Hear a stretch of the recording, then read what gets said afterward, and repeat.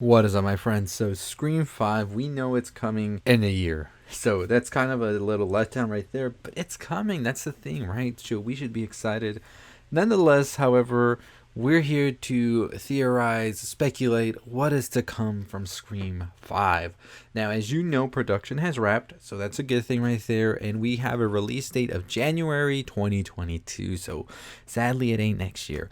But on another note, we are definitely going to be getting a trailer next year, so there's something, right? Now, one of the biggest things that we are here to discuss is what possible plot line could Scream 5 be taking? So, Scream 5, I think, is definitely going to go in a very interesting direction, and I'll get more into that in a bit. However, I do want to talk about a couple of pieces of news that I saw on the film itself and just what type of feeling we're getting. So, this was said.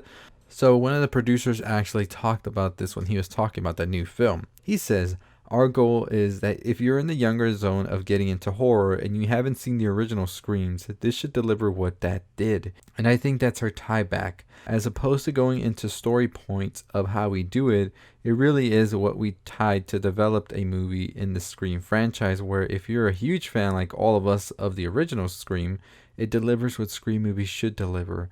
And if you haven't seen any of them because you're 19 years old or 17 years old, whatever it is, and it came out a while ago, it should hopefully feel like what it felt like back in the 90s and deliver that experience of true horror mixed with some fun that gives you an entrance point into really loving the genre going home. And I really like what he said right there, because I think Scream for me is that movie that really made me love the horror genre, where there were other films that introduced me into the horror genre, such as Halloween, Child's Play, Nightmare on Elm Street, Friday the 13th, the classics, of course.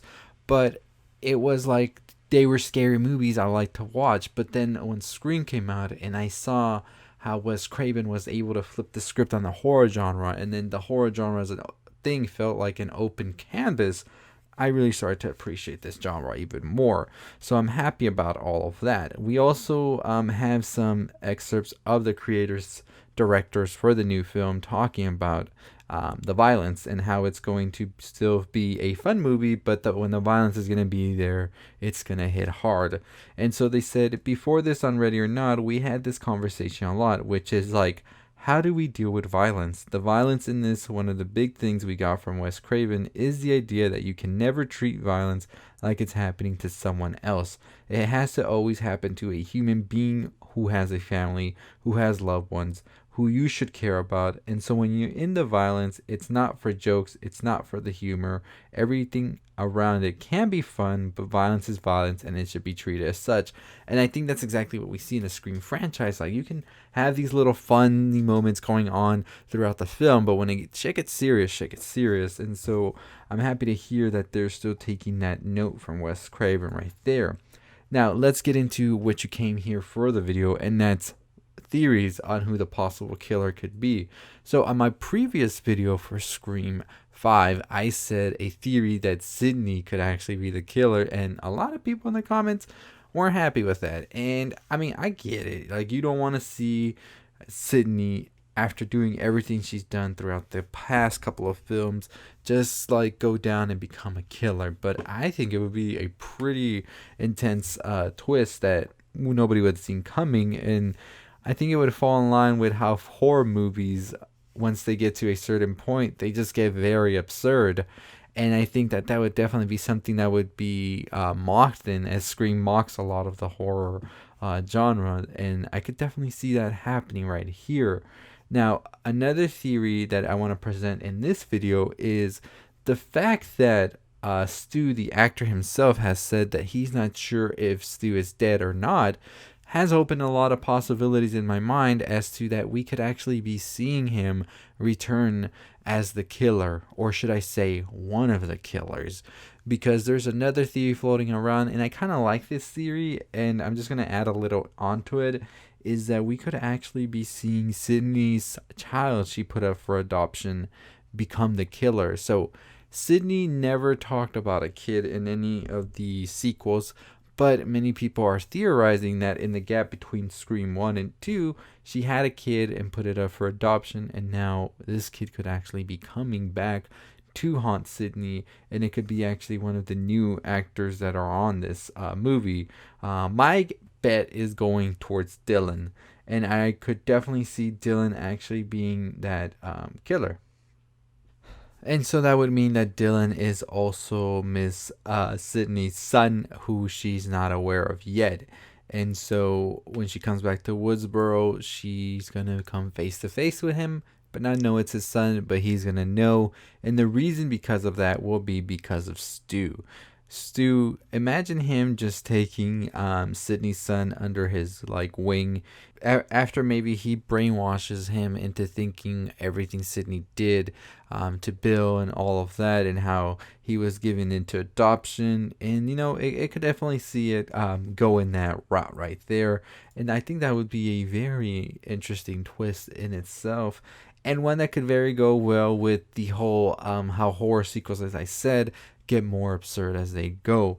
I mean, look at the Friday the 13th franchise, and it's just like, it could be a thing right there.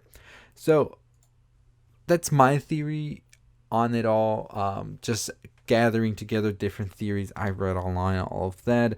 But also, just wanted to present that news about what they had to say about the feel of the movie, as we're not getting much information right now on it. So anything that new that comes out just gets me more excited. And I think this film is going to be good. I really do. Many people are worried about it. I don't think so. Neve Campbell returned, and she was very hesitant at first to even return to anything without Wes Craven. So for her to return, it means that she is definitely seeing some huge potential in this. And Ready or Not was a phenomenal film that I definitely enjoyed very much so, and I could definitely see these guys pulling off this movie. So we're just gonna have to wait and see how that goes. Now, I don't think Dewey is a killer. I don't think Gail would be a killer either. I don't see those two at all. I think that they're gonna keep them as they are. We definitely are gonna have multiple killers. We've been told already, and it's been hinted at. So I think that that's definitely something we're gonna see. And yeah, so I don't know. You let me know what you think. I'm excited that Roger Jackson is going to be returning as the voice of Ghostface, because iconic.